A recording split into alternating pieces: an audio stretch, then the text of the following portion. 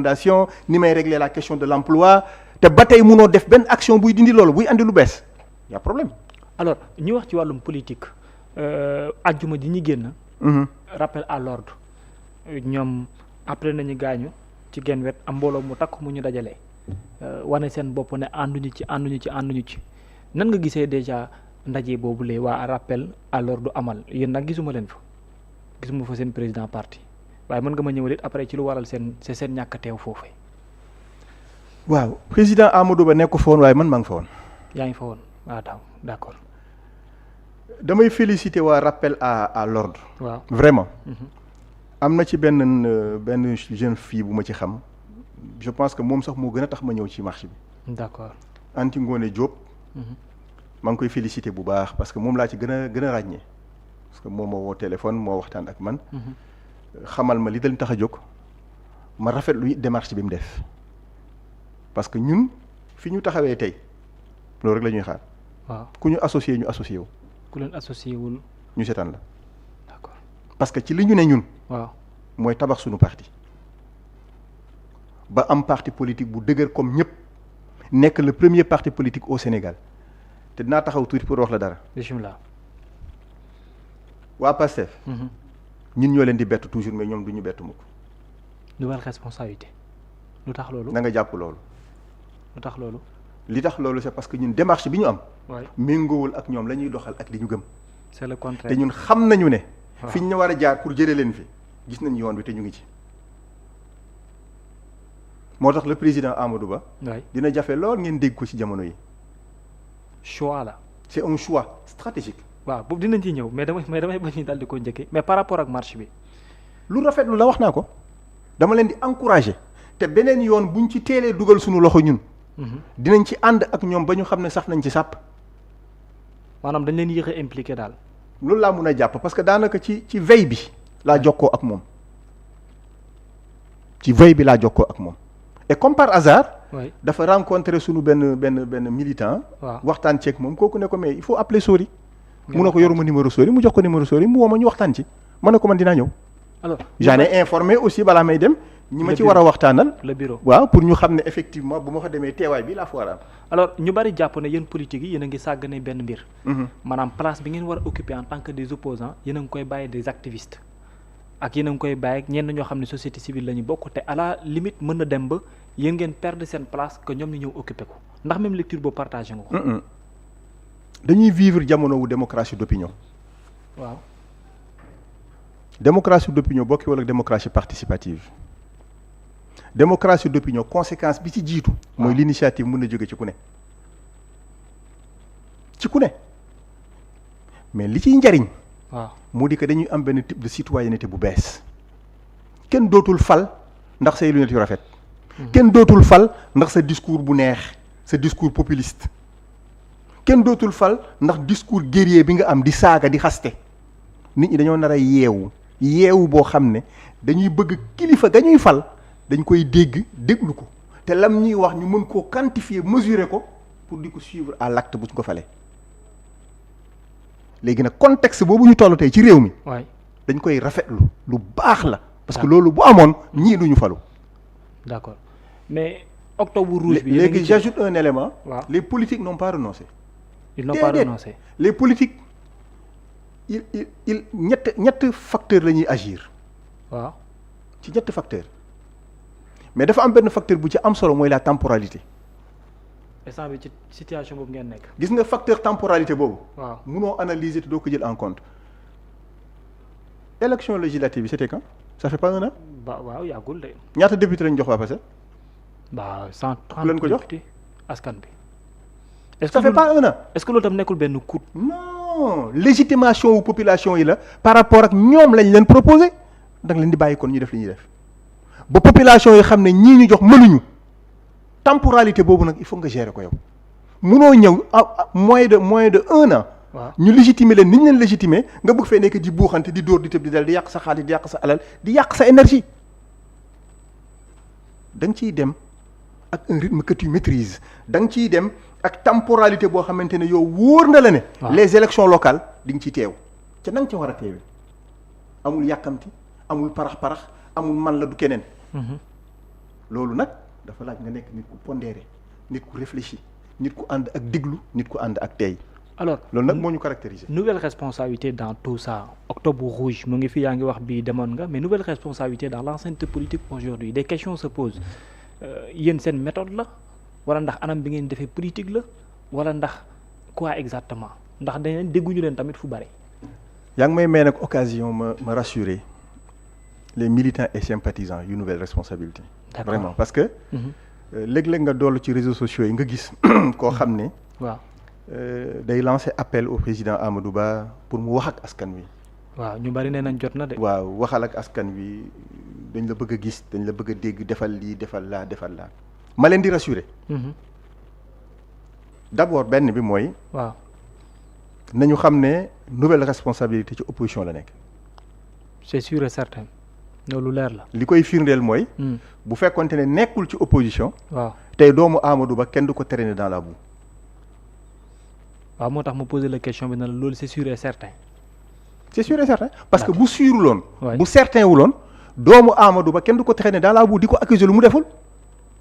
ah du teelul ñu mën a waxal loolu. wala non c'est-à-dire que. pour yow tuuma rek la. non xam nga li tax mu nekk tuuma. waaw parce que dañ ciy tudd ñeneen ak keneen. du moom lu mu concerné wu directement. te kañ ciy tudd mënuñ koo jot. waaw kon c'est normal ki fi nekk ñu ne kaay moom lu ko teree def comme ni que la def bu fekkoon dafa am lu muy reproché boppam mënoon na jël avion dem yoonam dem dëkki feneen am na moyens yi il se reproche rien moo tax mu toog ci réew mi di liggéey ci réew mi woo nañu ko entendre nañu ko mu ngi leen di déglu mu ngi leen di seetaan. et son papa dans tout ça li et son papa li téye Lat nan la Diop jëlee son papa nan la jëlee. non avec philosophie et il s'y attendait munoo gérer réew pendant autant de temps que Amadou Ba laa géré. waay ngay bañ ñu traîner dans la boue moom il s'y attend ak lu munti am pare na ci. Lat Diop. lan la leen ci wax Amadou Ba waxul leen. non waxaguñ ci loolu duñ ci wax parce que c'est une affaire de famille. d'accord même bu fekkee dafa am ay relents politiques c'est une affaire de famille. lu tax nga yóbbu ko ci relance politique. wala li nga tax ma jàpp yóbbu ne ci relents politique mooy liñ waaw. ciy tudd doomu Macky Sall te moom la ñu njëkk a def mandat d'arrêt moom la ñu njëkk a def plutôt défi à convoquer moom la njëkk a lancé défi à convocation waay moom la ñu njëkk a convoqué wuyu siwul te loolu yàgg na. ah moo jiitu moom ci rapport. même dossier boobu nag moo continué tey ba ñu convoqué doomu Amadou Ba. waaw même dossier bi la moo am ay ramifications. pourquoi ba ñu convoqué que lañ ñëwul convoqué wu ñu woon doomu Amadou Ba jour boobu noonu ils ont laissé traîner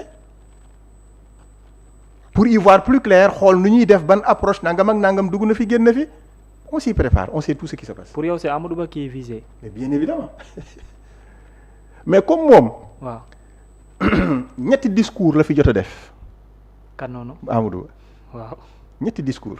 tuuti na de ci ab leader politique et un député à l'Assemblée nationale. mais discours yooyu waaw day actuel toujours parce que daf ciy wax loo xam ne ñoogul woon. waaw suivre naa benn bi ci affaire redressement beeg yooyu noonu waaye je l'ai écouté de bout en bout. te boobu mooy conférence de presse bi mu defoon ci élection législative législative waaw.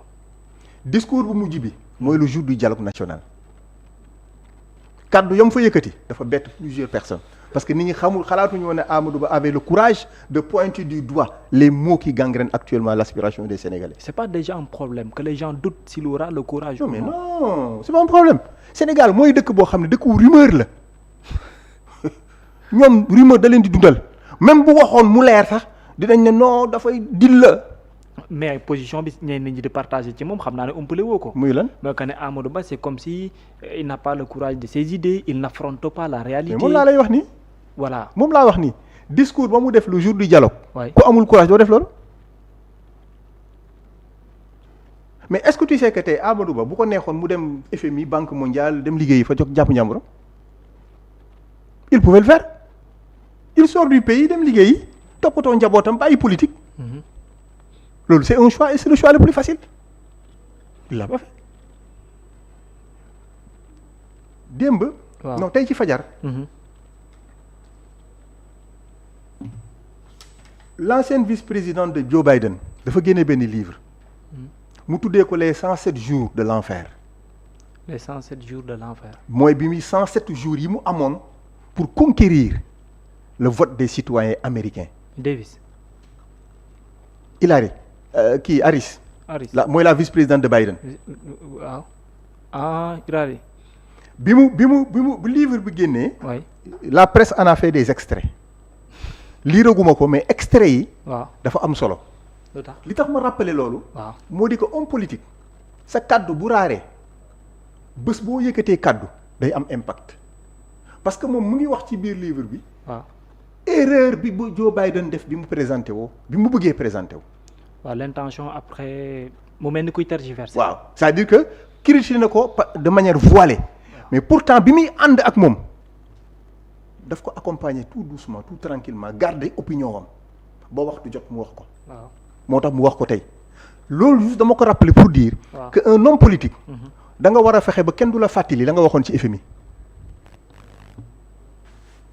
nga xas fi FMI on n'a pas besoin du FMI yàqu deru FMI. waaw tey nga taxaw di tagg FMI.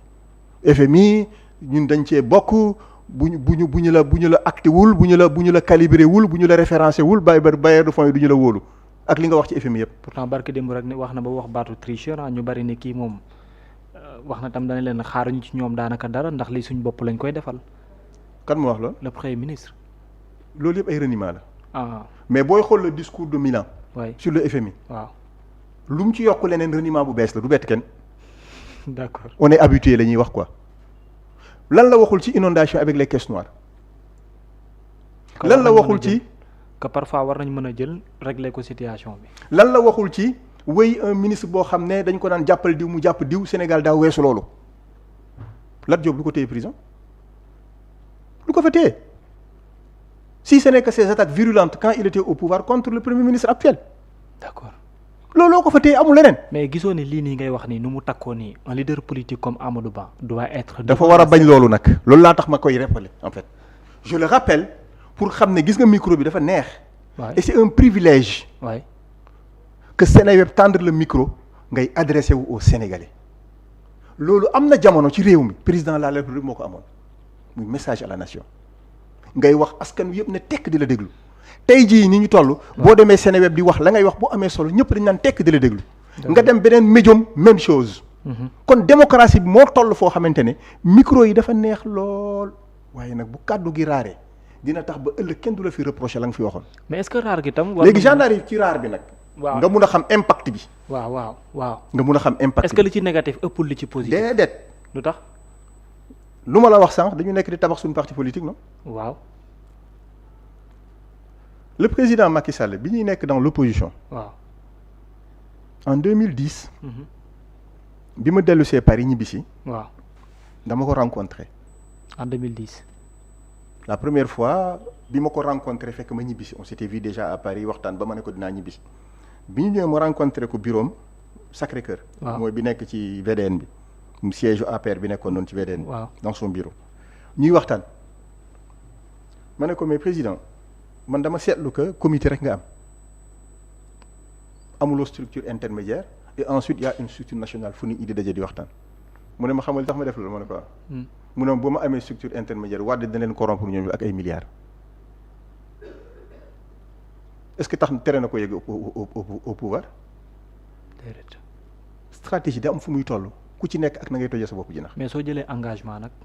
mais engagement bi déjà mooy mu jël ko à l'endroit ay nawlem. l'engagement de votre président de parti au niveau de l'Assemblée nationale ak absentéisme bu extraordinaire aussi. absentéisme amul benn bu mu ci justifié wul. aucune absence n'a été injustifiée yépp dañ koy justifier yépp. est-ce que doy na. mais lu doyul. parce que boo demee campagne ne fal leen ma defal leen. mais est-ce que tu sais que ñun amuñu groupe parlementaire. sénégalais ñoo bëgg loolu. waaw mais sénégalais bu ñu bëggoon dégg Amadou Ba dañ koy jox groupe parlementaire. ils ne lui ont pas donné un groupe parlementaire. mais jox nañ ko poste député. moom laa lay expliquer da foofu laay ñëw. waaw buñ la joxee poste député nga nekk un non inscrit 2 minutes nga am te 2 minutes yi c'est selon le prorata. loolu ngeen xeeb moo tax duy ñëw. xeeb amu ci mais un président Amadou Ba du jël parole sur des questions importantes qui touchent l'économie du Sénégal les problèmes du Sénégal ci 2 minutes mu war ko cee wax régler ko ci. est-ce que du démissionner joxe poste bi keneen. loolu xëy na bu ñu ci yeggee dana ko def. waaw mais fi ñu toll nii tey. waaw li ma bëgg a wax rek mooy. dama pas respecter suffrage yu Sénégalais yi. Sénégalais yi ñoo ko ne 2 minutes nga war a am moom mu ngi yem ci 2 minutes am. d'accord 2 minutes yi nag wax ci mënut a bari wax ji day néew. ah moom koy waxul sax nag. si mu ngi wax. 2 yaa ko minutes déggul yow. parce que le silence est souvent plus expressif que la parole. alors mais léegi fu mu toll nii yaa ngi may wax parce que bi ñu waxee ne dañuy teg FDR ak yooyu gis naa seen benn communiqué man je m'étais dit que ni ne da ngeen comprendre enjeu yi moo tax ngeen doxalee noonu mais à la limite maa ngi posé waay question yéen a ngi ci structuration ba léegi yéen a ngi def benn politique porte à porte ba léegi wala ndax fan la responsabilité toll actuellement. ci loolu la ñu ne et normalement fii ak ay fan yu néew. incha allah bu ñu ci yàlla bàyyee. ci la ñuy commencer déployer wu dans le territoire national ci fan yu néew. ak un dispositif nag tout nouveau qui n'a rien à voir ak li ñu mus di gis. bu bees tàq. bu bees tàq. avec Amadou ou bien. mais bien évidemment nouvelle responsabilité avec Amadou bien évidemment. da ngeen di wër Sénégal. mais évidemment parce que xam nga li tax loolu. déedéet réew mi dafa am fu mu toll tey foo xamante ne. waaw wax naa ko sànq dama jukki rek ci benn point ci suñuy discussion. waay meeting du may régler mbir yi. déedéet. bàyyi ngeen il faut faire des milliers et des milliers de kilomètres. sans tambour ni trompette ngay wax ak nit ñi di bouche à oreille. ah oui